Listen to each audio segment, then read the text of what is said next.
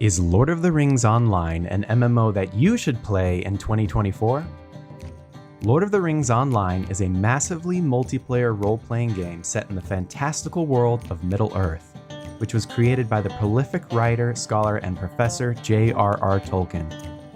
It has been actively developed for over 17 years, and since its inception in 2007, map expansion has almost completely filled the entirety of Middle-earth.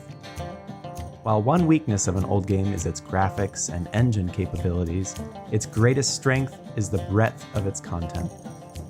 I plan to make an extensive series covering each of the regions in this game, and I kid you not when I say that it may take years to finish all those videos. While I am not nearly qualified to call myself a veteran of this game, I have played at least 2,000 hours in 4 separate chunks of my life, which conveniently sets the stage for this video to be broken into 4 parts. I will have timestamps below for you to skip around with, but if this is your first time hearing of this MMO, I highly encourage you to watch the whole thing. Thanks for watching, guys. I would greatly appreciate a like, and leave a comment of your favorite memory of the Lord of the Rings franchise below.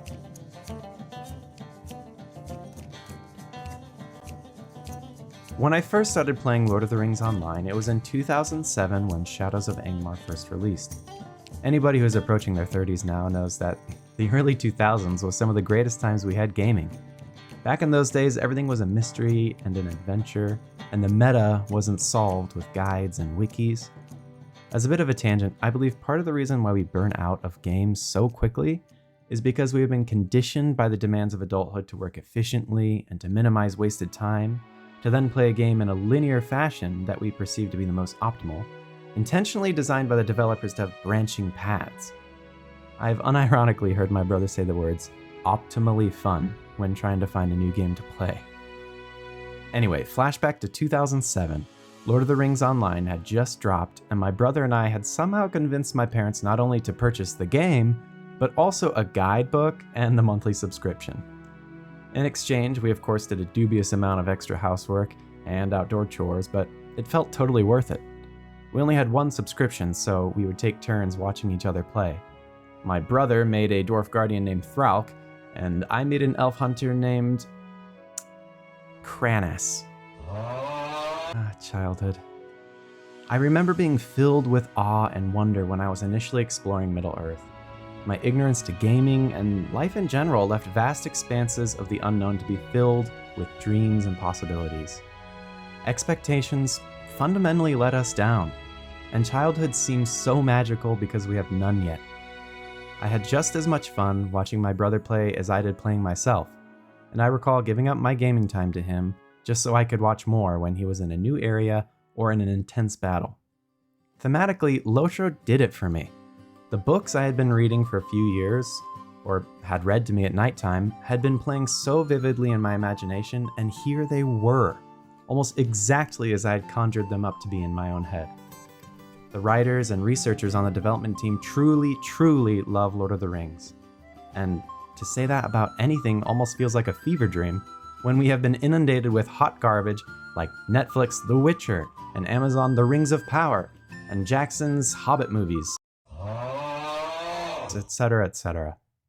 My brother and I's experiences were quite different, even though we were only a few years apart. We leveled side by side, in real life, not in the game, only 1 subscription, remember? And he, who was 2 years older than I, was flying through the content and loving it.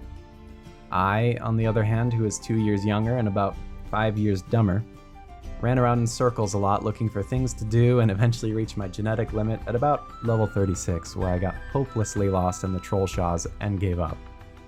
Simplistic as my experience was, it was one of my greatest childhood memories, and that is entirely due to the atmosphere of the game.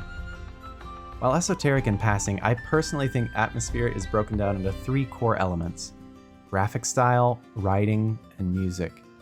The graphics, while dated, strike a perfect balance of cartoony realism, almost as if they were blending the tonal differences between Tolkien's books The Hobbit and the Lord of the Rings series. As I mentioned before, the writers for this MMO are top-notch and clearly have devoured Tolkien's works in an effort to stay true to his vision. With such a large-scale recreation of this world, creative liberties had to be taken, but the writers did a fantastic job of mimicking his style and continuing his stories. The music, well, the music speaks for itself.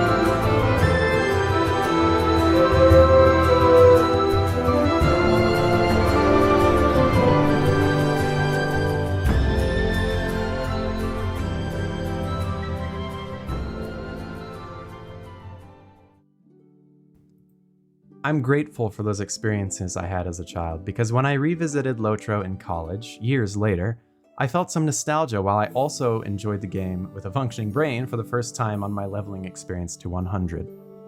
I didn't raid, didn't join a kinship, which is a guild in this game, nor did I try to make any friends. I simply played the game and soaked it in alone in my dorm, and it was absolutely incredible. The leveling experience in LotRO is different to any other MMO out there at the moment. Save for maybe RuneScape, if you would count that. The game is the content, not the endgame. I'll talk more on that later. And it doesn't try its hardest to get you out of the low levels at every corner. In fact, you're rewarded for spending more time than you should in each area, with the deed system, which grants you slight improvements for exploring, questing, collecting, and slaying types of monsters. This game has perhaps the most pervasive case of alcoholics, and it's easy to see why. Once you reach the level cap and do the raids, you start to yearn for the leveling experience again. Not because the raids are bad, mind you, but because leveling is so rich and full of adventure. How many MMOs out there can you say the same thing about? There's also a multitude of paths you can take to level cap, since the game is so massive. If I can assure any new player anything in this game, it's that you truly will never run out of new things to experience. There's just too much content. Don't believe me? Let's take a look at the map together.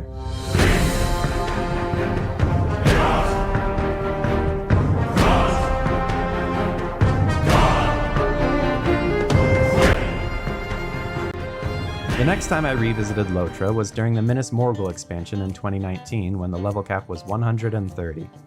I once again played through the new content and leveled my same character from 100 to 130, garnering a similar reaction to what I had felt during my leveling experience from 1 to 100. This time, however, I was determined to make something of myself. I desired recognition, fame, glory. I was filled with testosterone and in my early 20s, and damn it if I wasn't going to be the greatest player to ever sweat on this server. Prior to starting to play again, I had recently come off a stint of addiction to League of Legends, where I reached Diamond 2 after many hours of yelling at my inanimate screen and pounding on my desk, so you perhaps understand the context of my brain chemistry. I was skeptical at first booting up LotRO again, and filled with questions like, would this game fulfill my competitive itch? Was it challenging enough? Is there a scene for me to join that cares about DPS parses and rotation optimization? And how can I ensure people know I'm about my business and one of the greatest mechanical players to ever grace this server? All questions that would surely be answered in due time, save for the last one, which faded from relevance after my hormones started to calm down. Once I reached level cap, I scouted for a kinship to join and quickly found my home in a kinship named Neurosis, a casual and friendly kinship when I joined, soon to be a raiding and endgame, but still friendly kinship before I left. Jay, whom I immediately took to be my mentor, was another captain player in the kinship who occasionally tanked for tier 1 raids and overall was an amazing guy. I aspired to be like him, to be geared, competent, and followed, but also to surpass him. Not out of spite, mind you, but because I was determined to push my captain to his absolute limits and sacrifice hundreds of hours of my life dedicated to min-maxing everything. Jay was comfortably geared out and competent on his captain, but also every other class as well. And that's where I knew I had an advantage. I could simply only play this character every day for the next 6 months. And man, I seriously had some problems with self-esteem. Youth is a hell of a drug, isn't it? Anyway, skip to months later, and I had done it. I had maxed out my character and done every tier of the current raid, Remerchant, dozens of times in both Red Line, which is DPS, and Yellow Line, which is tanking, and it was absolutely incredible. I made so many friends, I learned so much about the game and myself, and I even played for weeks doing raids I didn't need just to hang out and help others. It was some of the most fun I've ever had. LotRO can indeed fill the competitive itch you have, and it can be incredibly challenging, and it has a sweaty scene, if that's what you're looking for. Not only that, but a traditionally toxic community in almost every MMO is not at all like that in LotRO. I was welcomed in, I was taught carefully, I was invested in and encouraged the whole way.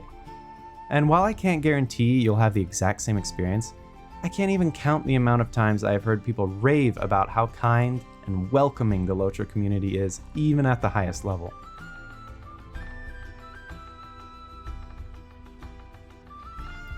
In this final chapter, I want to briefly talk about my experience in LotRO after returning to the Legendary server where the level cap is 50.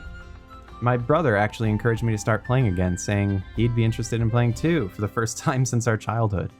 I was thrilled, and I went into it with the goal of having a little bit of the attitudes I had toward the game throughout each stage of my life. A little wonder, a little adventure, and a little competitiveness. But to frame it all with community, as I've realized, that's what actually makes any game far more than just an interactive story. It makes it alive. I have to report that I've enjoyed it so much again. The awe I feel when I'm exploring regions, the leveling to 50, and the raids. But most of all, I'm proud of the kinship my wife and I formed, and the incredible people in it who have brought me so much joy over the last month. So is LotRO a game you should play in 2024?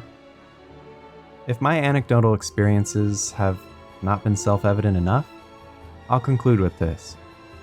LotRO is a game you should play in any year that begins with a 2.